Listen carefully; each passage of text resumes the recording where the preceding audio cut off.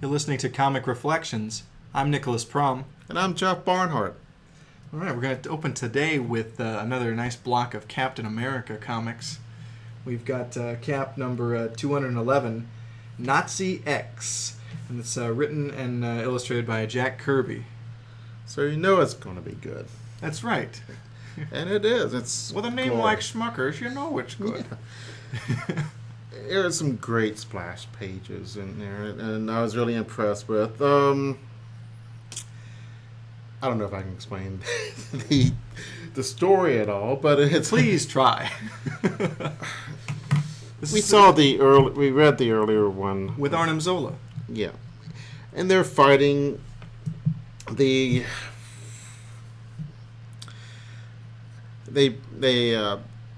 Oh goodness, it is so complex and goofy. So they fight this one guy, and they beat Arnhem, and they let him go. And it's we're gonna go. We'll leave you here. We beat you up. And then Arnhem comes back, and he takes, and the whole castle becomes animated, organic, and that's cool.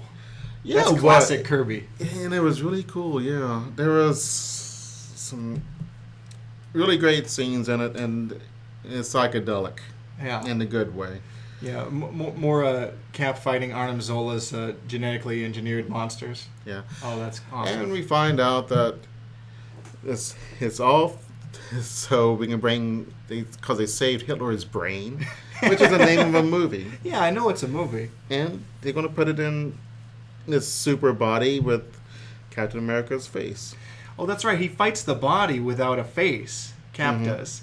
And at the end of the issue, I think that when they recaptured Cap, Zola does, and it's the reveal, like, it leads right into the next issue. Was the Falcon in this issue? Was there a no, with him? He wasn't.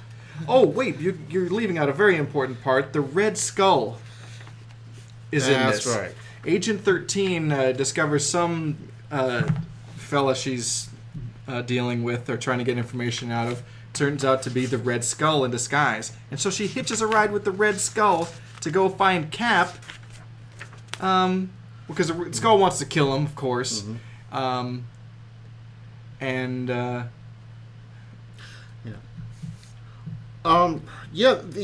Red Skull, what a sleazeball. But a great sleazeball. Just really. The greatest sleazeball. Is he the greatest? I'm not sure, but he's up there. You can make a good case for that. I don't know. He's just so evil. He's so malevolent and hate-filled. I mean, it's hard to find a villain who is as purely evil as the Red Skull. Yeah. And that's surprising, Nazis usually aren't that bad. Remember, just like Hogan's Heroes. Yeah. I mean, come on. They're goofy. There's a great scene in here, Cap and, what's her name? Oh, Donna Maria. Wow. Yeah. But they're on the staircase, and the staircase is crazy. It has this crazy gargoyle on the banister in the bottom. It's just wonderful. And it's totally unnecessary and totally cool, which is why we love Kirby. Yeah, there's the gratuitous stuff from Kirby is also awesome. Like, anybody else it would be superfluous, but with Kirby it's just like, oh, this is part of just this. Look at all this. Look at the Kirby crackle. Page 14, I'm looking at it. It's everywhere. Kirby dots, Kirby crackle. Great machinery and super science and super villainy. Yeah. Good. It's great. Oh, let's see. What else? We have a Twinkie. It's Madam Web versus Spider-Man. Now, it's not the Madam Web that Marvel actually had, though. The clairvoyant that was a... Okay. You got me there. Really? I'd never heard of Madam Web. Okay. So, the great splash page. You just passed it. Yeah. Usually the Kirby likes to have them like the opening 2 pages. The bad guys grabbed Donna Maria and just smacked Captain America in the head with his big fist. And he's really... And it's Hitler. The bad guy is Hitler with no face. I don't know how... No head. Well, it's the brain with like this thing... But no, he has a brain but no head. Right. Yeah, that's... Yeah. So it's kind of odd. And so I thought... Okay. It's okay. I mean, it's... I'm not denying the oddness factor, but... Yeah. Oh... And the backstory on how Hitler brain was saved was pretty cool, and they showed the operating room. Apparently, Nazis don't need surgical masks, just the doctors. And I thought that was interesting. It was pretty neat. Well, right on. And this leads right into the next issue, Captain America number 212, The Face of a Hero. Again, written and drawn by Jack Kirby. And this is where Arnim Zola reveals that his plan is to steal Captain America's face and put the Hitler brain either in his body or just steal his head and put the Hitler brain in there or something.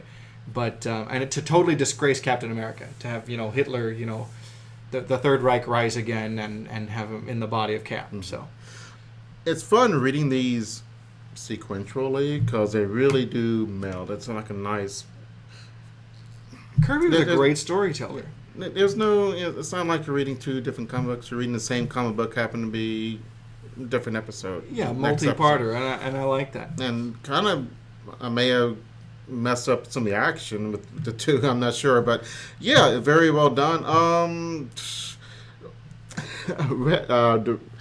The Red Skull says a nice quote: "How admirable! I often regret that Nazi philosophy excludes the strength of women." Yeah. Although actually, and Nazis did use women. One of their famous pilots was, and I can't think of her name, but was a woman. Well, that gal who did Triumph of the Will, the filmmaker. I can't remember her name right now. Riefenstahl. Yeah, that's right, Riefenstahl. And my uncle was a Nazi. No, my uncle Eustace. He was always known as Uncle Duck. Oh boy, was in World War II, and he shot a female Nazi sniper. Oh wow! Yeah, so they got some loot off her. Nothing serious, a cheap watch, but it was kind of.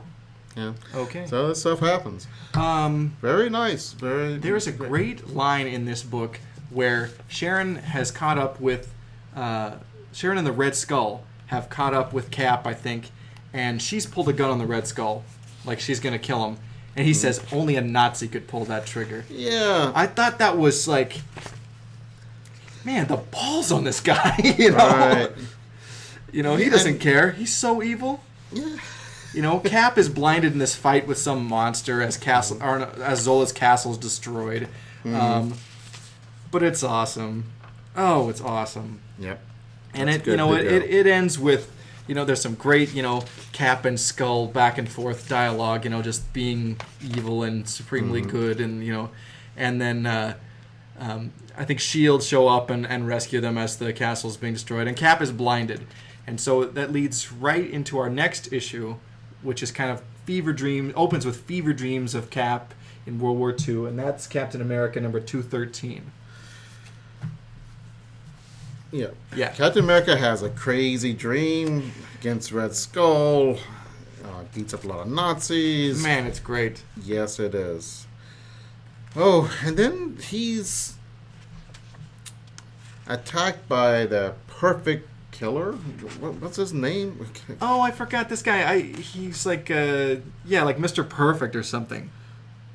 Yeah, I am the perfect man. So. Yeah, and except he gets beat. So yeah, he's not so perfect. Much. Yeah, but he was very clever and very calculating in his villainy. We finally see the Falcon. Oh yeah, the Falcon shows up. He had adventures, but they don't. And he tells about what happened. But I guess they left him out of the comic books. Oh, the last couple issues. Yeah, I guess it just was pretty Cap centric. It's okay. Mm-hmm. I mean. Oh no complaints.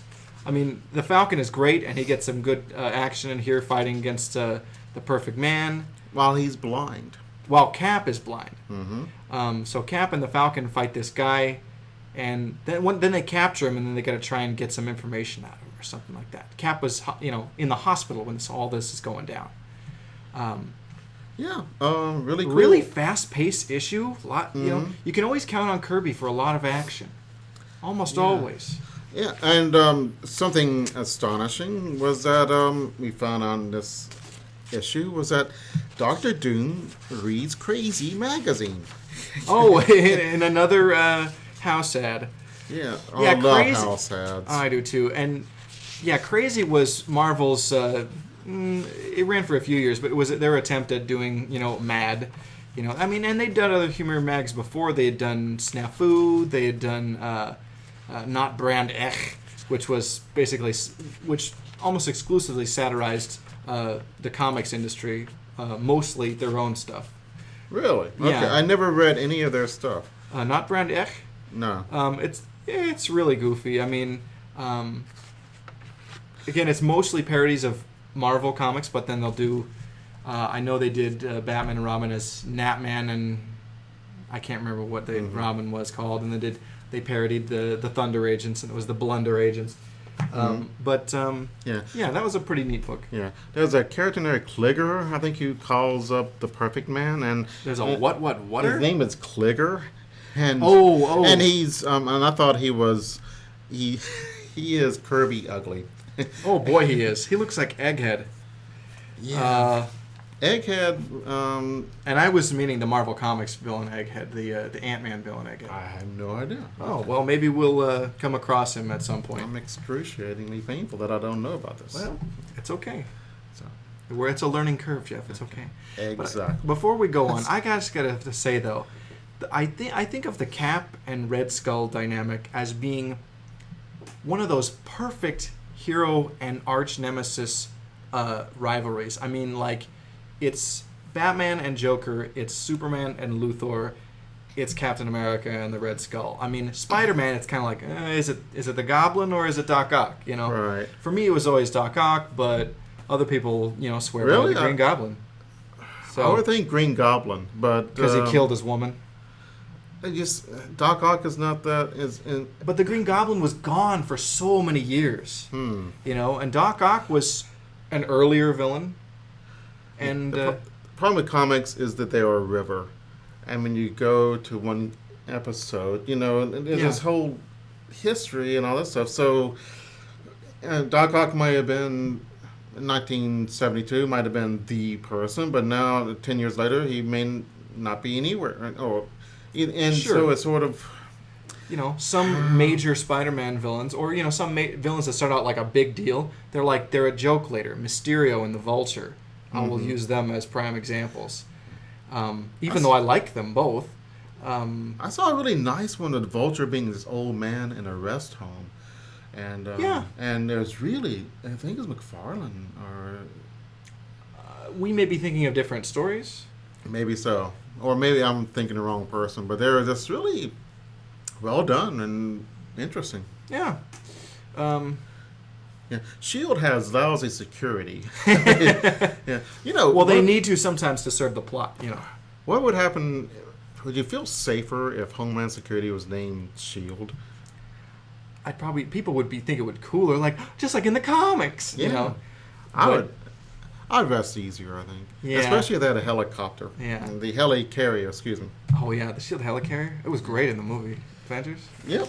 Yeah. It still need a better name, I think. Yeah. So we've got one more issue of Captain America, and this is quite a bit further along. It's Captain America number 264, and this story is called The American Dreamers. J.M. DeMatteis wrote it, and we've got wonderful art by, Mike Zeck. So this is a really wild story, Jeff. Yeah. I was saying President Kennedy, 6 terms? Okay. Yeah, let's back it up a little bit. But it opens with, you see some people in their... I guess it starts with Captain America is getting off a plane, and he's just gotten home from a diplomatic mission. And he's apparently retired from superheroing, but he just wears the uniform, for diplomacy, whatever. He's the symbol. And North America and South America want to unify. Yeah, and also just everything else in Cap's world is kind of topsy-turvy. Bucky's alive, and he's leading the Avengers. The Vision was never an Avenger. He was a villain. Yeah, well, no, he started out as a villain. But he's still a villain. Right. Well, I think they had him destroyed in his initial outing rather than have him, betray Ultron and turn hero in this weird alternate reality. And Sam Wilson has never become the Falcon. He's like a senator or something. He's in Captain America is in his house coat in his red, white, and blue. It's awesome. That is pretty cool. But yeah, I mean, weird things start happening to Cap, and he doesn't. Reality changes, and it Yeah. keeps changing, and you can't. And then you realize, oh, it's changing, and it's not. They don't telegraph it ahead of time. You have to figure it out, which I Yeah. like. Yeah. Don't tell me too much. I don't want to know too much. I want to know enough to follow the story, but not too much. Yeah. Quite frankly, I kind of like having no covers on this, so they don't spoil the. Our comics don't have any covers, so it kind of. So when we go into it, we don't know what to expect. Yeah. I've never revealed this until now on the show. The comics we use for this show are they're coverless books from the old return model. When books were unsold at the newsstand, the vendor would tear off the cover and send those back to the distributor for credit so that they wouldn't lose so much money. Well, they can't sell those books, and so they end up in the trash, or they end up, going to their son or nephew or something. And so I picked these up on eBay for a song and get Silver and Bronze Age comics for us to talk about on the show. Right. So that's the deal with the no covers. Mm-hmm. And I just thought of that's kind of a strength of them. That you don't know what you're reading into it. I like not knowing something. I would love to go see a movie and not know the name of the movie or anything, and Sure. and it just be Having not seen a trailer or anything like Right. that. And I've gone to movies sometimes where I'm like, I just know that it's out, but I've never seen anything, and I've just really enjoyed it. No expectations. That's funny, though, because I remember you talking about really loving Silver Age books because they had the dialogue on the covers and you knew what the comic was going to be about. I mean, at least Silver Age DC stuff. Yeah, well, Maybe in Marvel, not having a cover, even though they often have dynamic covers, maybe that's a strength. I don't remember this conversation at all. It must be. You must have dreamed it. Oh man, Patrick Duffy at the end of Dallas. Right. I don't remember this conversation. I like the Silver Age covers because they're kind of cool, but I just thought of this. It's kind of interesting. So when you're going in this comic book, you have nothing. You have no idea who the villain is or anything. You just go in there and normally they would put the villain on the cover. Sometimes. I mean, sometimes you'd be like, More who's often our than mysterious not. villain? Well, But yeah. Usually, oftentimes, if it's a major villain, they're a selling point, and they don't, want to not have them. But it depends. But getting back to this issue of Cap, really brilliantly written.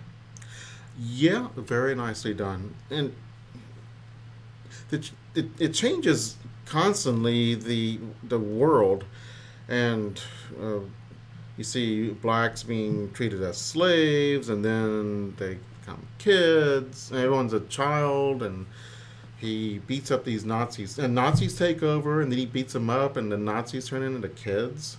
Yeah, And it's then really strange. And the reveal is that this guy, he's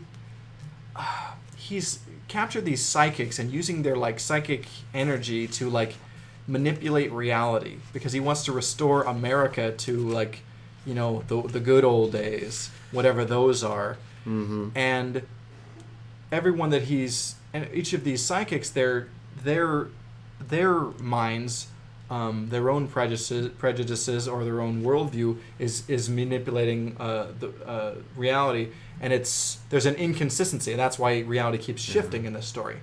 Yeah, bad luck to choose a Nazi lover.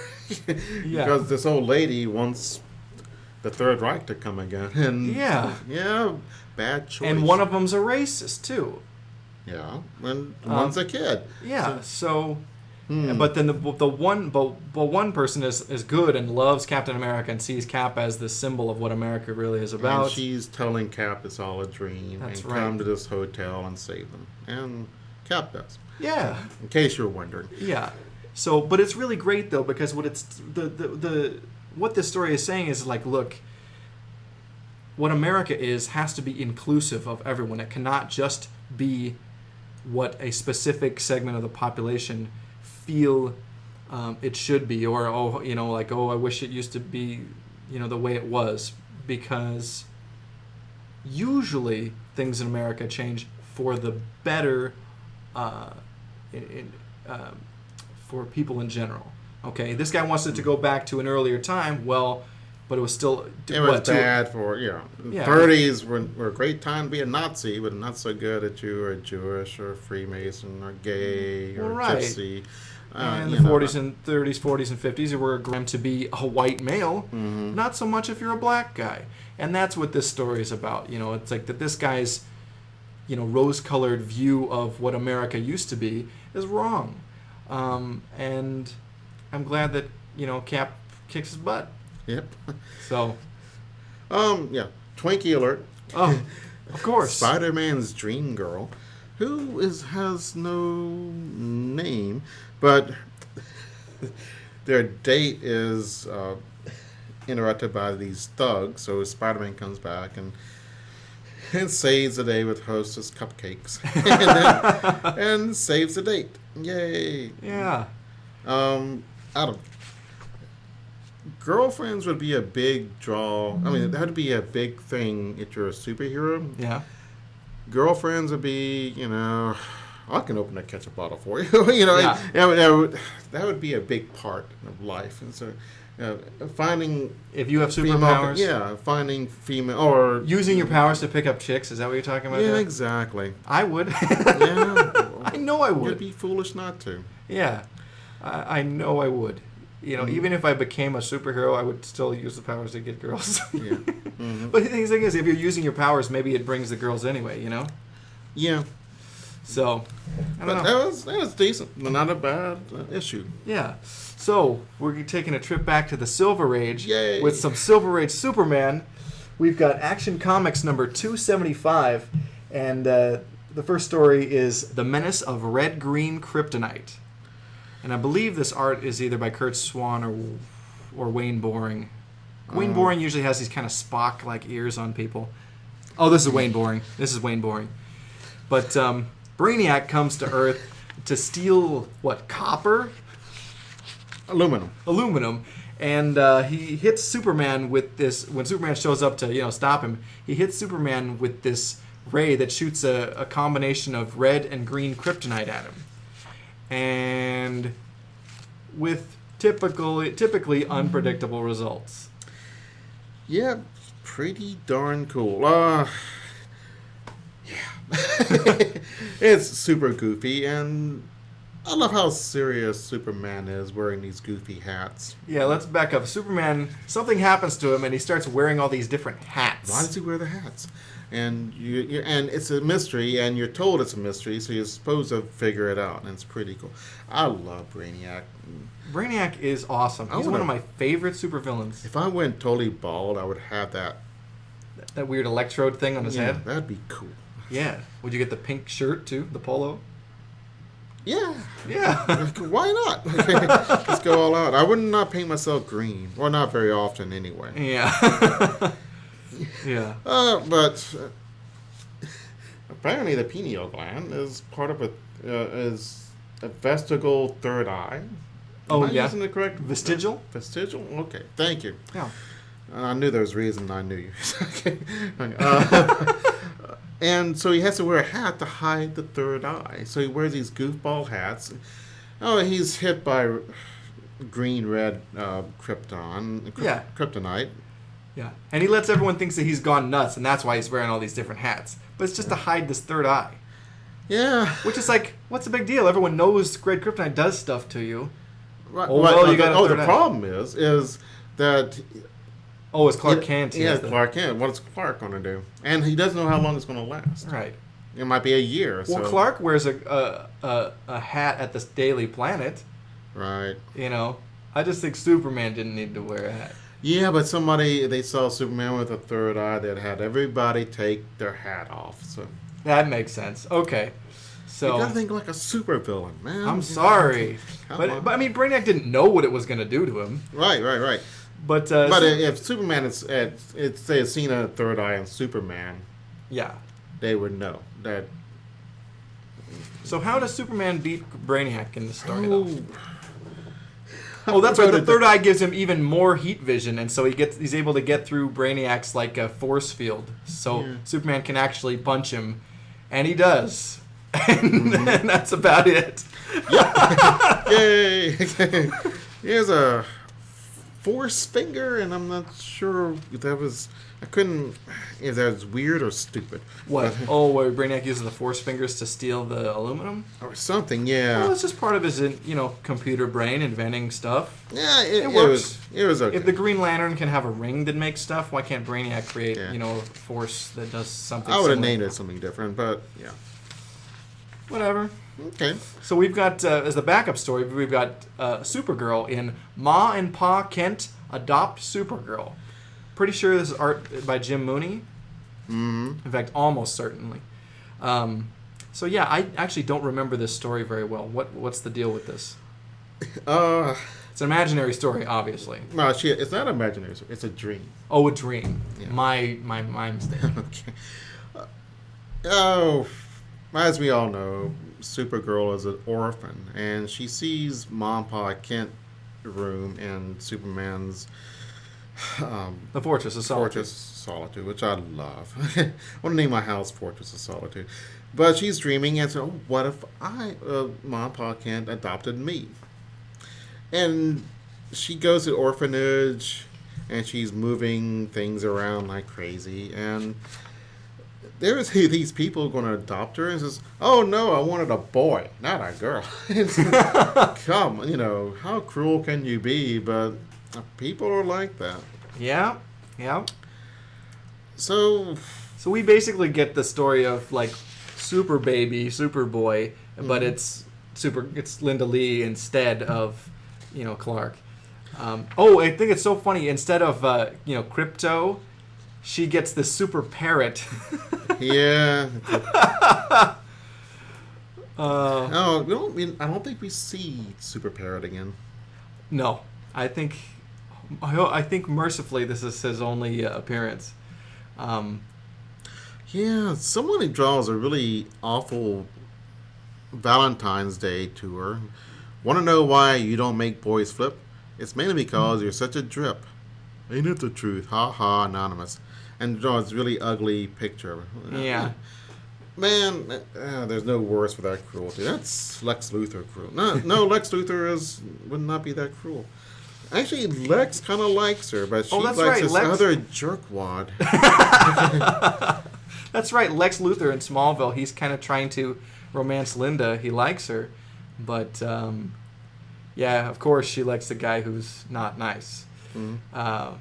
This is, of course, before the lab fumes, burned off Lex's hair and made him evil. Lex figures out it's who Linda Lee is, or who Supergirl is. Right. So then he tells the jerkwad, and he falls in love with her, and then she wakes up. So, yeah. Great story. Yeah.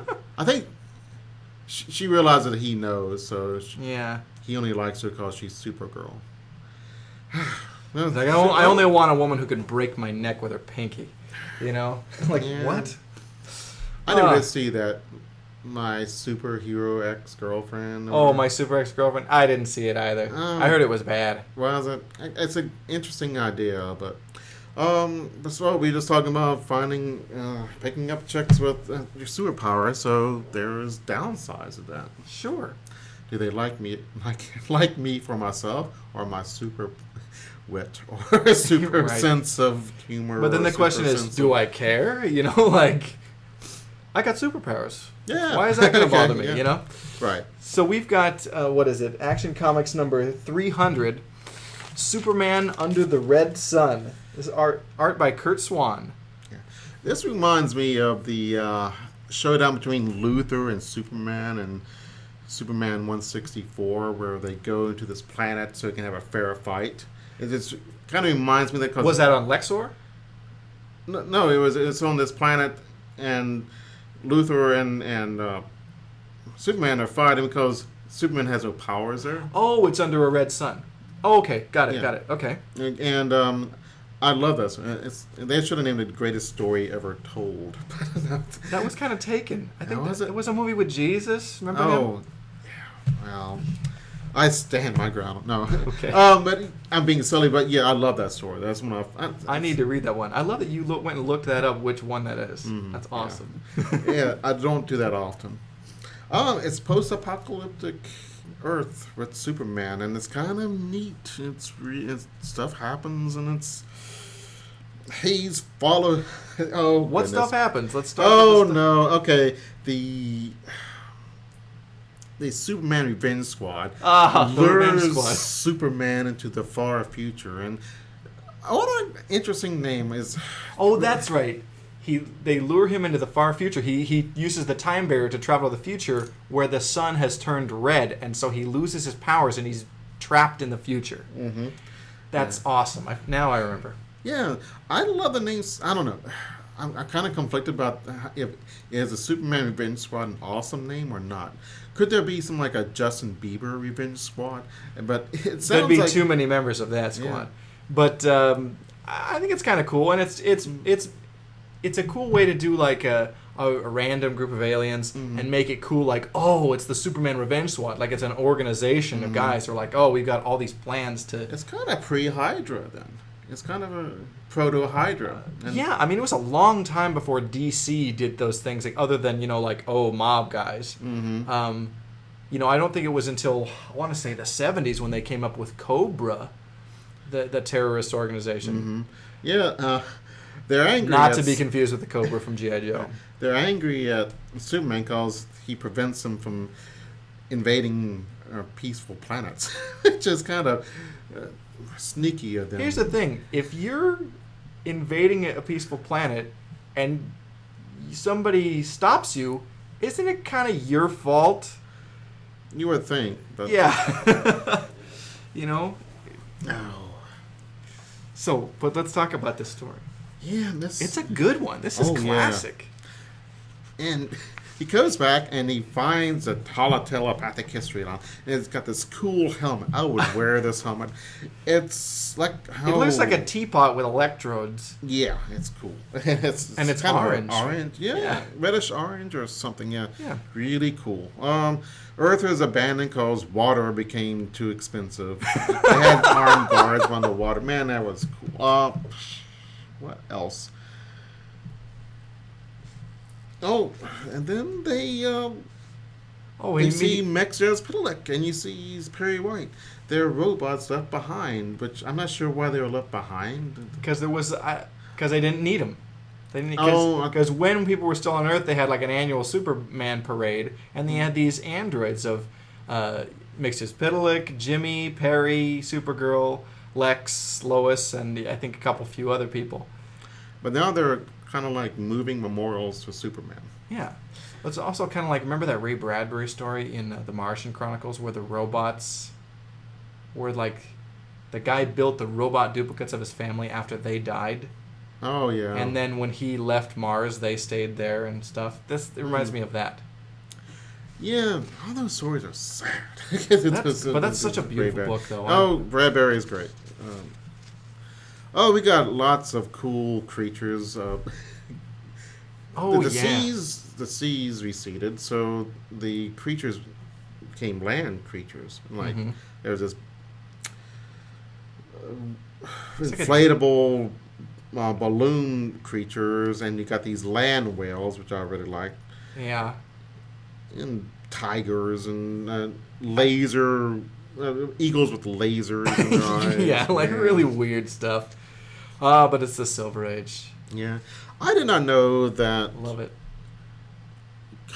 Superman's hair does not grow underneath a yellow sun. I thought he shaved himself. Here's the thing. Silver Age continuity, that's what it is. His hair doesn't grow. Mm-hmm. Post-Crisis, they changed it in like, he used a heat vision and a mirror.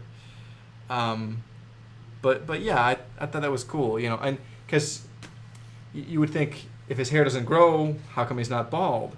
Well, rocketed to the Earth as a baby. In the Silver Age context, a toddler is still a baby. So they would have Superman be kind of old enough to actually remember Krypton a little bit and his parents. So it's kind of weird like that. Mm-hmm. But it was a good enough way to explain away the shaving problem. Yeah. He can't use kryptonite razor because he'll kill himself.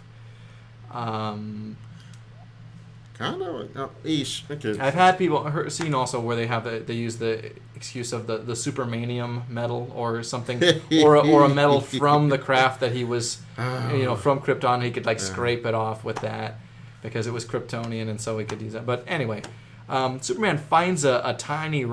He finds he get into the Fortress of Solitude, and he shrinks himself and gets in a tiny rocket and breaks the time barrier through that. And then he goes back to our time and he sits and looks pensive and he thinks about how the future. Yeah. And I don't know, it's kind of cool. I like it. Yeah. Even his pals in the Legion of Superheroes are all dead at that point, Mm-hmm. It's just kind of a bummer. Yeah. Yeah. So, backup story. Return of Super Horse. Yes, with Supergirl. This is so weird. Comet the Super Horse. I will just let you go. Oh, Super Horse has lost his memory. So he's running around and then he's get captured by these crooks and they ride him and the cops after him. And so Superman Super Horse goes up and falls and knocks off the criminals and the criminals get caught. And then he goes to a farm and he's a farm animal and it's kind of cool. Supposedly the story so weird. I was utterly shocked by the story of how the origin story is that Cersei liked this guy Byron, and so she had two potions. Byron was a centaur, so one potion would make him all man, the other one would make him all horse. And she's going to give him the all-man potion, but she messes up and gives him the all-horse. So he's intelligent, has ESP, and can kick butt. But that's... I'm glad it wasn't a Kryptonian horse rocketed to Earth, because that would just be too much. Yeah, it's been done before. Yeah, with Beppo and Krypto, it's enough. Mm-hmm. But, Comet, it's so bizarre and weird. But it's cool. I can dig it. What is this whole bit with the Trojan horse thing? Oh, Lena Thorol. It's a bunch of Greeks. Lex's sister, Lena Thorol. Yeah. Oh, yeah, that's right. I forgot all about. Remember, she has ESP also. She sends the ESP message to them. And so you're saying, what's going on? There's all these people in Grecian clothes. And comes back and they're having some kind of Trojan horse... like a medieval fair. Yeah, kind medieval of thing. fair. Actually, a Grecian fair, a Roman fair would be cool. Yeah. Why don't people do that? Gladiators. You only need a horse. Write your congressman. We should do it ourselves. Okay. Yeah. Next week, no. So Super Horse saves a Trojan horse, which is kind of neat. And Supergirl's in the story, but she doesn't really do anything. She's kind of not central to the action. Right. So I would have loved. Okay, there's an advertisement for Missile Attack. Very cool. Probably very crappy, but But it could be very cool. We don't know. No, it's not. Man, the ad, it does look great. Yeah. It's so Cold War. I love this stuff. Mm-hmm. So you don't get this in a trade paperback. That's true. So... And I think... Part of the reason I didn't want to tell people how I get these coverless books is because I don't want competition when I buy them up on eBay. Oh. But it's the cheapest way to get great old Silver Age books. So I was worried my wife asked, is this illegal or something like that? But it's not really. Technically, but who's going to sue me? Who cares? These are destroyed. I bought it from somebody. Mm-hmm. The person that sold it to me is the one breaking the law. Whatever. Mm-hmm. But a 60-year-old comic, you're really going to... Who cares? Here's the thing. How is it really any different than the regular collector's market? Once you've got it in your hot little hands, it's yours. You should talk to Microsoft. Let's just go. Now, we won't open the Xbox One debate. I don't even know what that is. Oh. I don't play video games. Really? I'm not a loser. I pity you. I have no time for video games. I have too many comic books to read. Oh, okay. So, but we've got Action Comics number 306, The Great Superman Impersonation. Yes, kind of cool. Yeah. But only kinda. No. It was okay. Superman gives Oh, is this a theme, accidental theme of girlfriends with superheroes? Goes Clark Kent gives Lois Lane a super kiss and knocks her off her feet. I don't know. Is this? And I think it's better than the "Forget Me" kiss. Oh, that's right. It's at the Christmas party, and Clark does it just to be a jerk. He really plants one on her to just show her. Yeah, you know, I'm not the lame-o you think. Yeah. Yeah. Yeah, I guess he gets tired of being treated that way. Wouldn't you tired of pretending to be that goof? Especially if you could level mountains. You saw the second. The second what? I'm trying to think. Kill Bill, did you not? No, I haven't seen either of them. Oh, okay. You need to watch them so we can have this discussion. No, I saw a more important movie this week, The Man of Steel. I did too. Man, up top with that movie. Awesome. I liked it, enjoyed it. I thought the Terrence Stamp was a better Zod.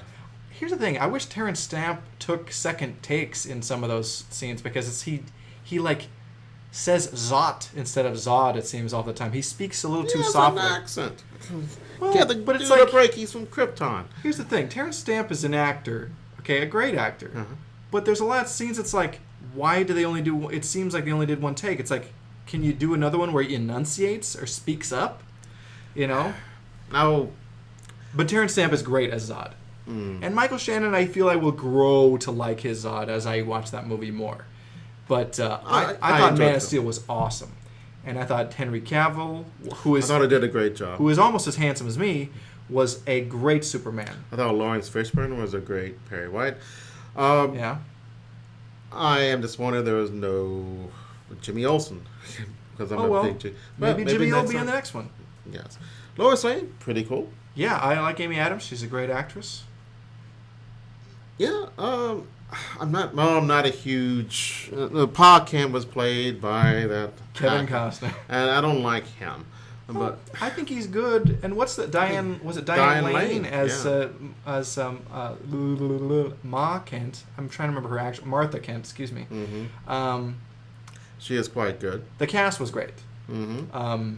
Again, I wouldn't have been my pick for Zod, but he did a good job. That last act, after everyone else had been sent to the Phantom Zone, that's where Zod really came alive for me, and then I was sold by his performance, because he had nothing left to lose. This was he was pure raging. He was in pain. He's angry. This was really exciting, you know.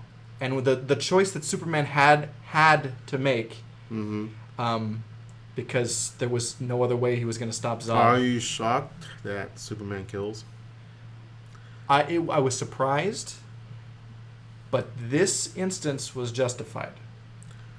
Yeah, he's a super villain, and he's going to come back. Although it's always justified when Batman captures the Joker. Yeah, and the thing is, a superhero. The rule is there was superheroes don't kill, but look, they shouldn't unless there are no more options, and when those options are gone, it's perfectly acceptable. And Superman was in the right to kill Zod. And it wasn't like he was gloating about it, happy about it. He was agonizing over having to do this. And that was a really poignant moment where he yells and he's upset and he's comforted by Lois. That was beautiful. That's when the kiss should have happened, though. Yeah. Right after that, instead of before. But I thought it was great. I thought it was a beautiful movie. It was just blew me away. I thought it was I gorgeous. Enjoyed it. I thought it was great. It was so much better than Superman 2. I didn't think it was gorgeous. I don't the look. There was a sepia tone, and it's done in a lot of modern movies. I don't like it. It's overdone. Are you talking about that look that they do in in 300 or the Spirit movie? That chroma key thing? No, that wasn't in this. No, I'm talking about the. It's also. Did you see True Grit? The new True Grit? No. I don't see that many movies. Usually, it's comic book movies that I go see. Did you watch Did you watch which are the best movies? Man of Steel and the original Superman. You'll be struck by how much bright color, is in the original Superman, and Right. and This is everything is darker. muted. Yeah, you can have a dark movie without having dark colors. It's done. But look at the blue and the red on Superman's costume. It's really vibrant. It looks amazing. I notice this a lot, and it's getting to be a cliche, and it's okay. I don't know. It should have been more colorful. Not the costume, just the whole movie. The sky should have been bluer. It's kind of drained looking, Just bleak, kind of. Yeah, I think. Well, I think what they're doing is, here is Superman. He is going to be because they're, as they tried to do, like, Superman's the Christ figure. There's parallels there. Okay. Right. He is the light to this dark world, Yeah. Mm-hmm. and I think that's beautiful. I think the symbolism were very good. It was a very pro-Christ message, which is okay, and it wasn't preachy. They I thought it was actually good. went to.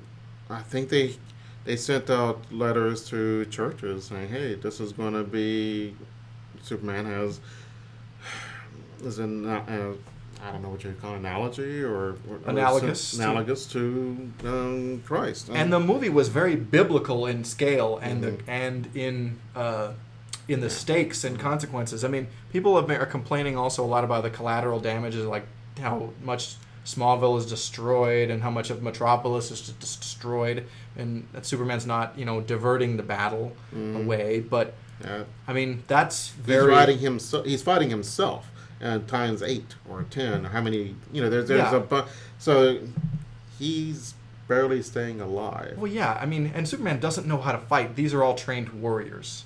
So I think he's excused in that, especially since this is his first outing. This is the Batman Begins here, and that was that was a great movie. It's kind of the boring, slower of those three. And I think that the next couple Superman movies are going to be just even more incredible. Yeah, I'm hoping that they'll be good. I enjoyed it. Good.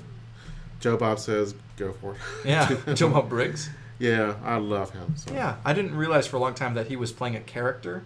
Oh, yeah, he's a university professor. That's wild. Okay. Oh. Big tangent, but let's talk about this Superman imposter story.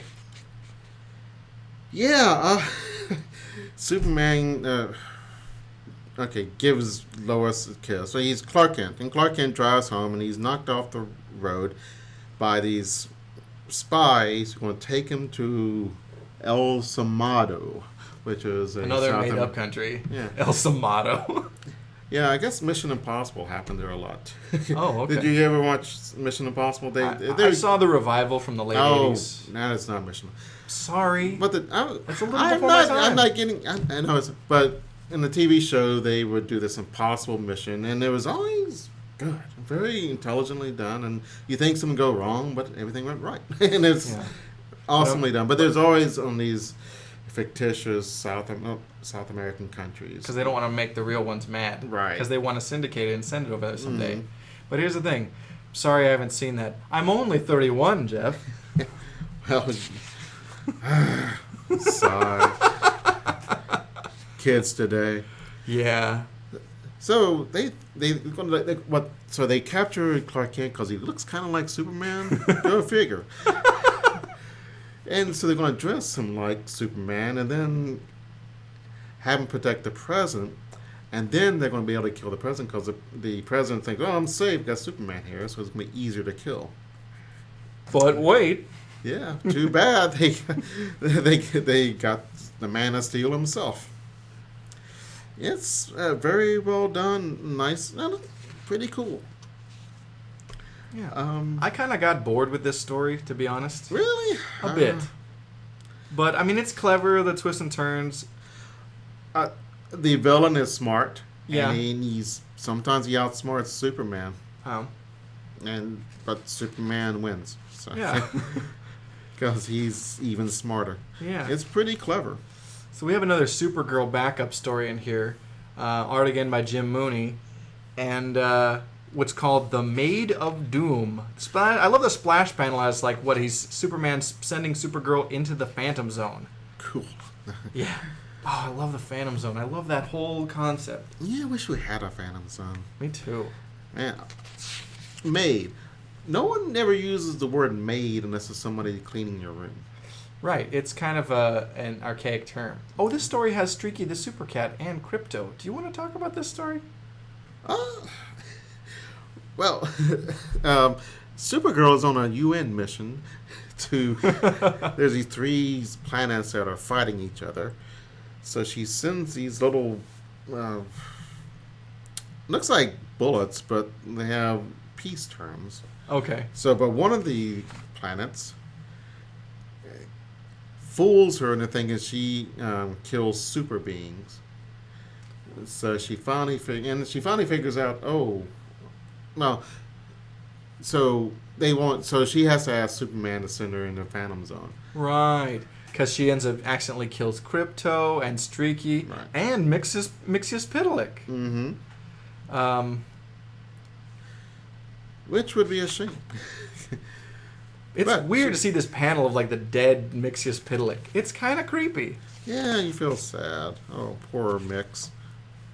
Because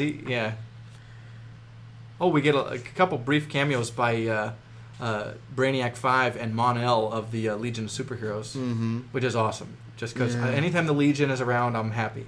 I always like Brainiac 5. Green face and blonde hair. It's a cool look. Yeah. People should... But it's a fun. I enjoyed it.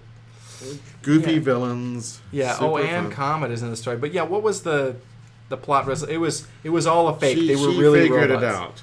So, they were really robots, and she didn't really kill anybody. Right. And she stopped these aliens. Mm-hmm. Yay! Yay! Good.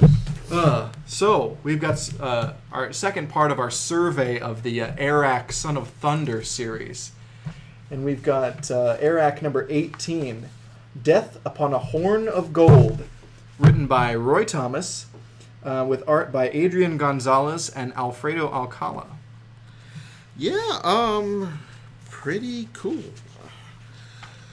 Oh, they're, Arak and Valda and Satyricus? Yeah. The centaur. He's not a centaur, he's a satyr. Satyr, yeah, I get them mixed up. Centaur is a horse, half man, half horse. Satyr is a little guy with a goat legs and horns. Yeah, I thought that was... Am I the right... Yeah, they're fighting with Greek fire, which is a fascinating thing. No one knows how to make Greek fire anymore. Yeah, it's something lost to the ages. It was probably something like napalm. Mm-hmm. Yeah, naphtha is the Greek word for it, I think. Oh, Arak is on a... is fighting these Vikings who are angry at him for some reason. Can't imagine why. Yeah. He doesn't... Byzantines don't like Arak. It just kind of... But, man, the Byzantine throne room is gloriously drawn. So he's captured and they go to the Byzantine throne room. I forget what the deal is. Who were the Byzantines again? They were in... Well, That's Istanbul, Constantinople. So are the Byzantines Saracens? No, they were the Eastern Romans. Oh, right. Okay. These guys look like honkies. That makes sense. Mm-hmm. Okay. Oh, there's some wizard there that they're like, hey, you're gonna, or some druid or monk or somebody, and they're gonna have them to go and help them find Malagigi, which is kind of their ongoing theme of this book. The problem with this is I enjoyed it so much that I didn't write much on it. I just read the story. And you're like, wow, that was great. Close it. Yeah. No notes on that one. Right, not much. There's a backup story of Valda, the Iron Maiden. I love Valda. There was going to be a comic book, they said, on there. And, I don't know if she had a limited series that they talked about or not. Yeah. I need to look it up and see if it's around. But this story is called Night on Martyrs Mountain. Roy and Danette Thomas wrote this, and we've got art by Adrian Gonzalez and Alfredo Alcala. And I think this is the second of a two-parter. But it's Valda and Malagigi fighting this witch. And it's pretty messed up. Yeah, this it witch is that cool. I guess she was Malagigi's old girlfriend. Right. And who is this saint that she's trying to... Saint Denis. Man, I think...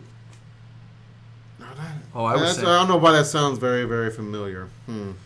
But it's actually the the dwarf who ripped her off in the last issue we read. Oh yeah, the dwarf who sold her that baby elephant. Mm-hmm. And she and Malagigi bites off the ear of the evil witch. Man, which I was kind of astonished. Mike Tyson. Yeah, I was kind of astonished. Pretty cool. Oh,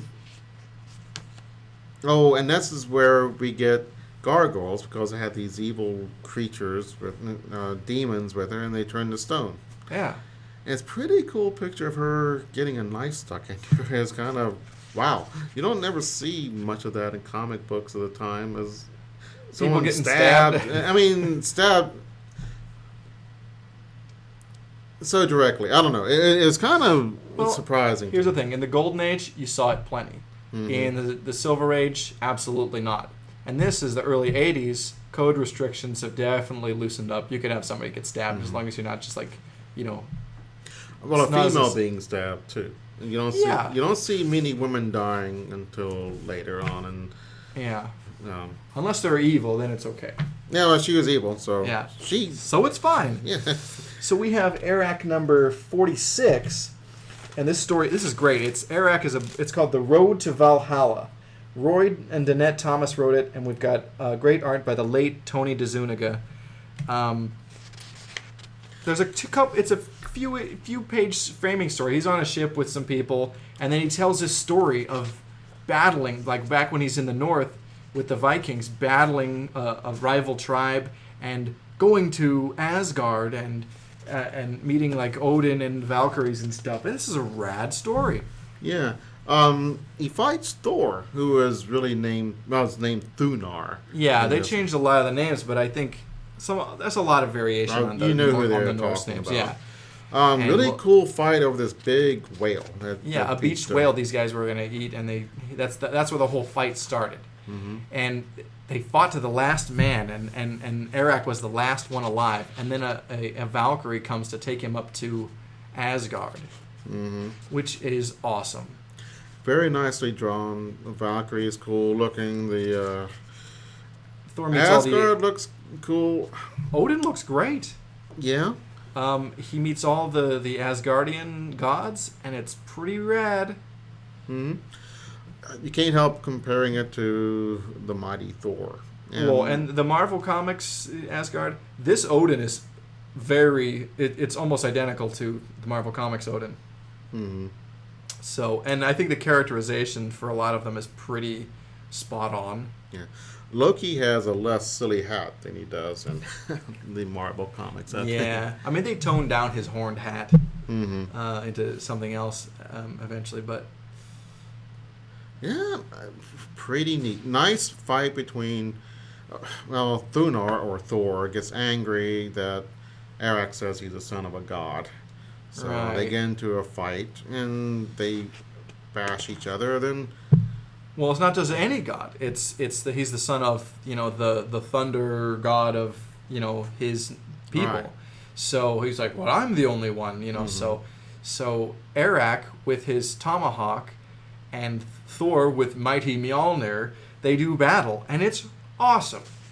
Very nicely drawn, and Arak can handle the hammer of Thor, and which shocks Thor, and so it's let's be friends. Yeah. In Marvel Comics, almost no one other than Thor can lift the hammer. Captain America, notably, could lift it. Really? Because he was so pure of heart and so noble. Oh, really? Because it can be strength, because Hulk cannot lift it. Correct. But the Hulk is basically an animal. Is usually an animal, a monster, But he doesn't. But wouldn't Hulk, because he's not very sentient? I don't know. Hulk has gone on to so many various permutations. I don't know. Is Hulk an innocent that is being attacked, or is he a malevolent force that needs to be contained? Right. It varies. I think it's the Hulk wants to be left alone, and people are always bothering him and making him mad. Yeah. Okay. I mean, the Hulk's been played as a hero more than anything else. But look, he can't lift Mjolnir, but Captain America can. Yeah. So, But I like the sea captain, and he's kind of a in this Arak, yeah. he's kind of narrating it, and he brings up the stories about beating some people, and says, "Oh, Arak has a better story than that." Yeah. So, I think he's a Saracen, isn't he? yes, he is. Yeah. So, I love how Balda is drawn. Oh, yes, very lovely. Mm-hmm. So we've got one more issue of Arak, and it's number 47. And Here Be Dragons. Yes, Here Be Dragons. Sorry, didn't mean to step No, on it's you. all right. Written by Roy and Danette Thomas. Art again by Tony DeZuniga. And Arak and them, they have reached China or Japan or something. I think it's China. China, yes. Yeah, so they're very close to White Cathay, which has been their whole journey. They're out throughout the whole series to try and get there to rescue Malagigi. But And this is number 47. There's only 3 issues after this. But Malagigi's on the boat. Is he? Yeah, I think so. And another big shockeroo was that... at this point, Arak and Valda, they have established a relationship. I was shocked. Well, I think when they decided the book was only going to go a certain certain number of issues more, and they were going to cancel it, when they had that finite kind of like, all right, well, let's resolve this plot point. Let's get them together. Yeah. So there's a good switcheroo. You think they're attacked by dragons, then the fog is in this fog, and everyone's scared, and the fog lifts, and it's dragon boats. Yay! Yay! And then a real dragon attacks. Yeah, of course. I hate when that happens. Man, every day with that. Yeah, Arak saves people, but they're not supposed to be saved because it's bad luck to save people from the dragon. Well, because dragons are sacred to the Chinese, and he didn't know that, and blah blah. He just thought it was another monster he's got to fight. Mm-hmm. There's a great scene where Arak dives into, say, these 2 girls, and you see him from below, and it's just really nicely drawn. And I love the panel. It's the second panel on the page of the shot of him diving. It's excellent. Yeah, I like that, and I like the one behind that where he's swimming. Yeah. And you can see the lines of the water. I'm not sure what that's called. The shadows of the waves on them. I'm not sure what that's called either, but yeah, I know what you mean. It's it looks really great. Cool. Yeah, the dragon kills one of the girls, but he saves the other one. Yeah. And I love there's like 2 pages where he's fighting this dragon underwater, and this is just gorgeous. Yeah, nice silent combat. Yeah. Then another Viking comes. I think it's that same red-haired Viking that had given them problems before. This guy's a jerk. He's treacherous, but he's kind of wormed his way into some like diplomatic position with the Chinese, which is funny because this guy is like a bull in a china shop. Right. He's not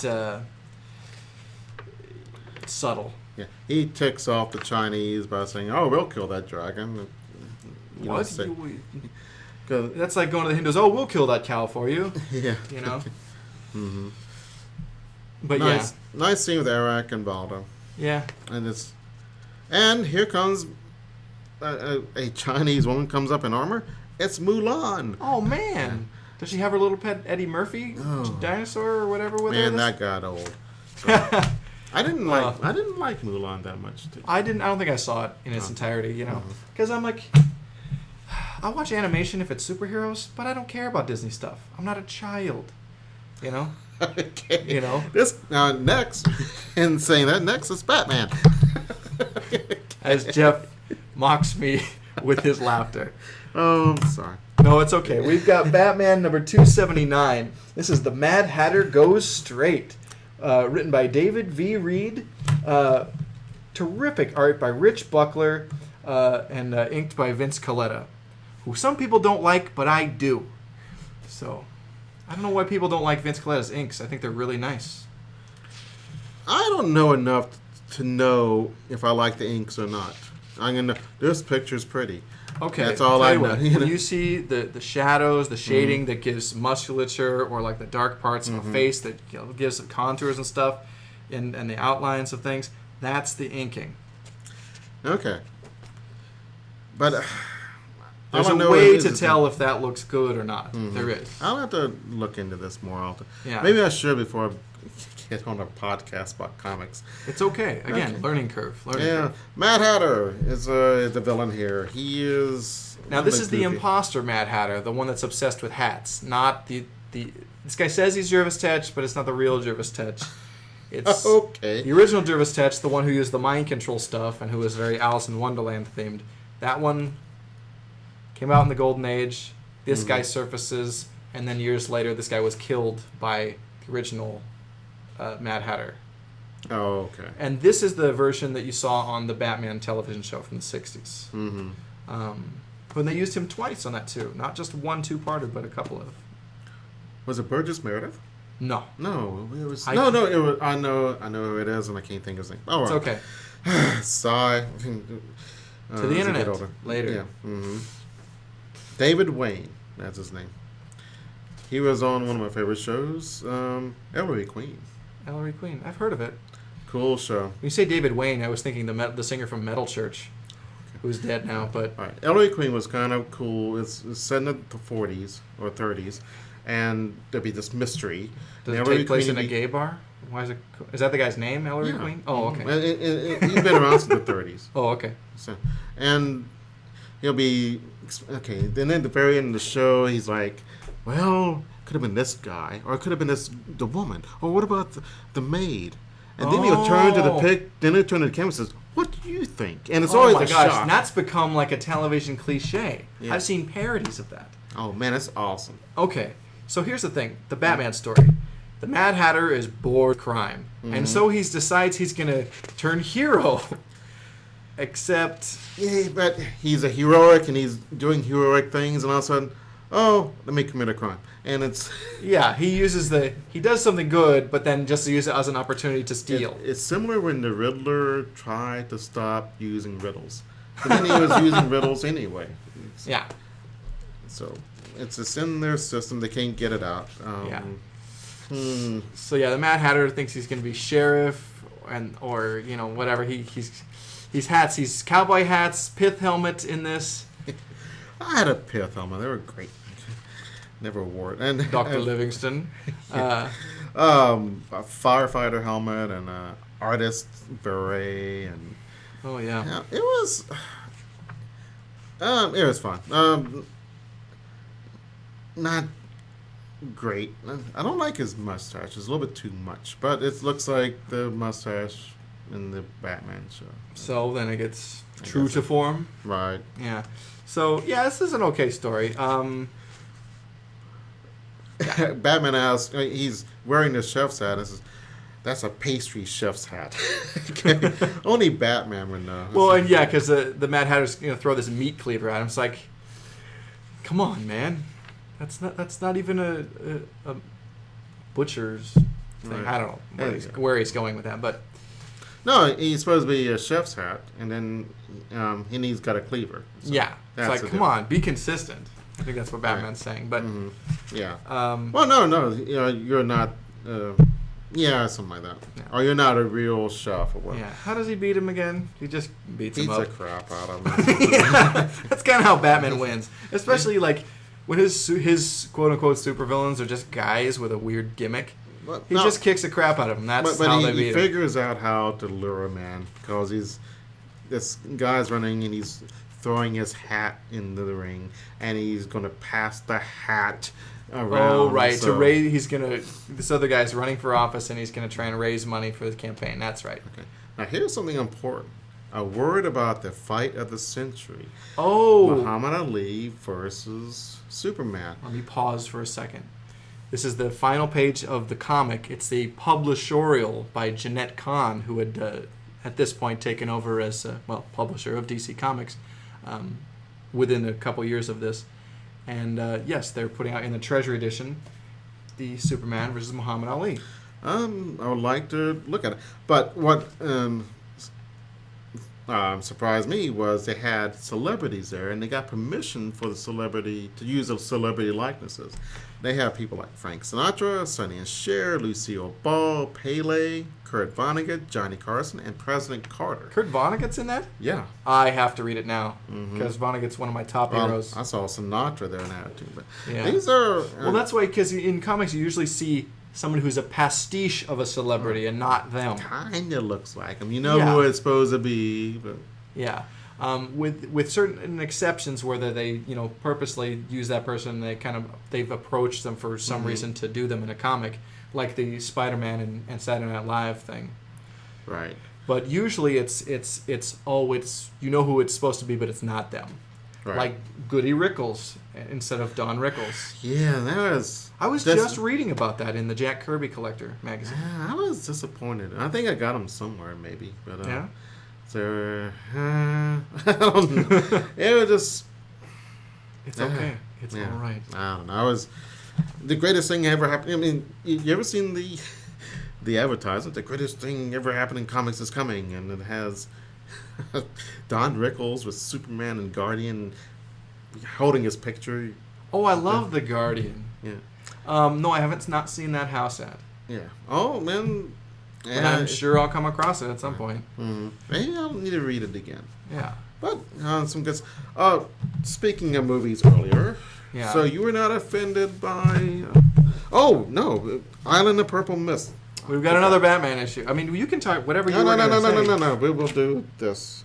Well, you can tell me that story. Whatever you were going to say, and then we'll talk about this. Oh, okay.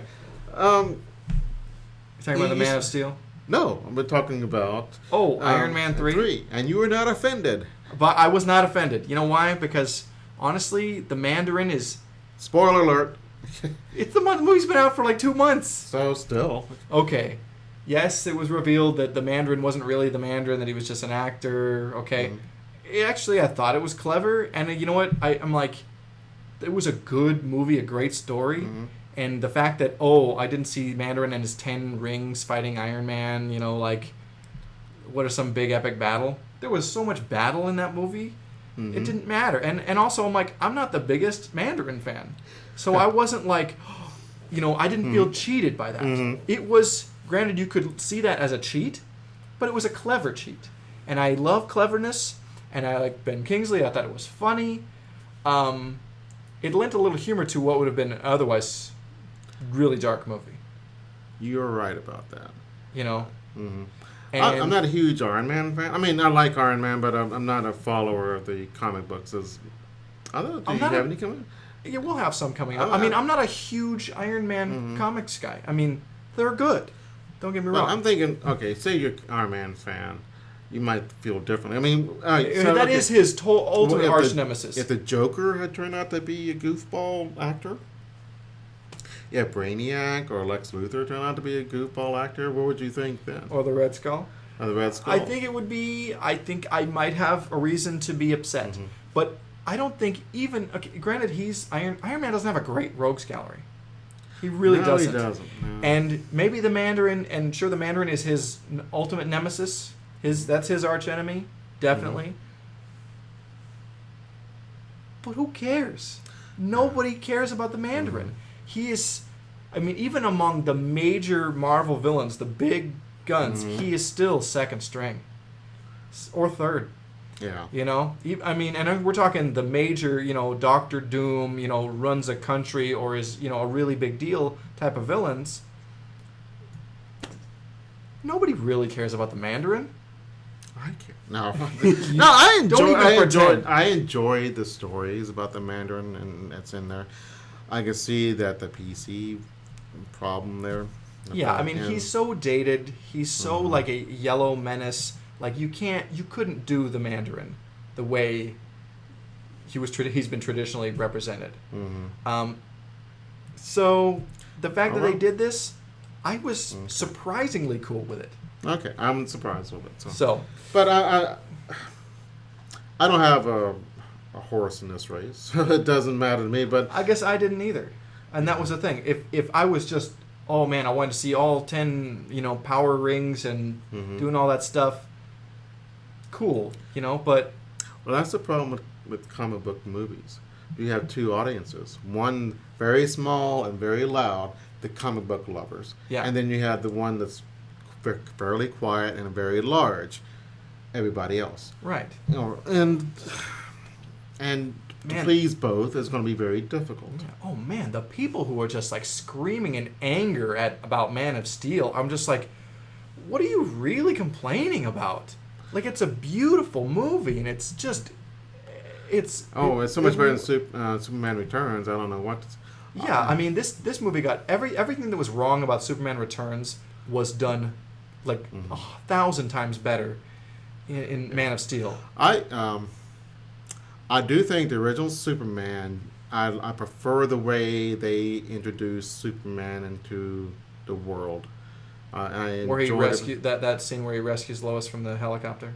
Or just the way it went, and I love the way superheroes react with the real world, and the real world looks at them. I love that part of any. Yeah. And I thought that was done better and a little bit less and more lighthearted. Sure. But I don't know. It was done well. It's a good movie. Yeah. I'm picking it. It's so much easier to say something was wrong with something. Because the thing is, right. There's nothing light about Man of Steel. But there's nothing in it that you can go 20 years from now and look at and say, oh, that's corny now. You know what I mean? When the black guy, it's hard to in Superman the movie, when the black pimp guy says, "Woo, that's a nice outfit," and it's just so embarrassing, like embarrassingly bad, that like you're insulted by how corny that is. Or or the crowd when they see a guy flying and catch the helicopter and they're cheering instead of like freaking out because there's a flying man. You know, that stuff, there's some corny stuff that doesn't really hold up, even though I love that movie. You're not going to have that experience with Man of Steel. I don't know. I think there's going to be cliches we don't know about. Cliches are stuff, or simply things that are true or well done that's done too much. Right. And so there might be some... We will probably see. Some groaners. So maybe. Okay. I don't know. Oh, speaking of groaners, this is okay. This is our last issue of the episode. So we've got Batman number 299, and it's The Island of Purple Mist, written again by David V. Reed, who's not my favorite Bat writer, I'll just tell you. And art by John Calnan and Dick Giordano on inks. Yeah, this guy named Baxter Baines is trying to figure out who Batman is. But he's putting himself and Batman in danger. And Batman's PO'd about it.